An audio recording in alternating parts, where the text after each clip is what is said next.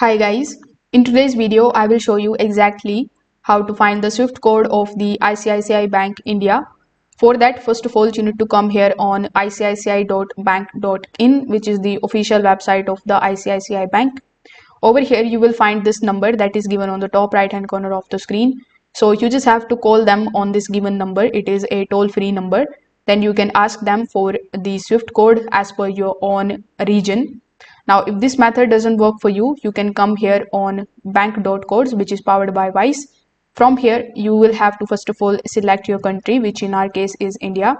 After that, simply select the bank, which in our case is the ICICI Bank Limited. Then simply select the city and it is going to show you the Swift code as per the information that you have added here. Now you can use this information in order to make the transaction, but remember that you have added the information correctly. So as per your own city, you can just simply select your closest city and then you can get the Swift code of it. If this video helped you out, make sure that you like this video and subscribe to the channel. Thanks for watching.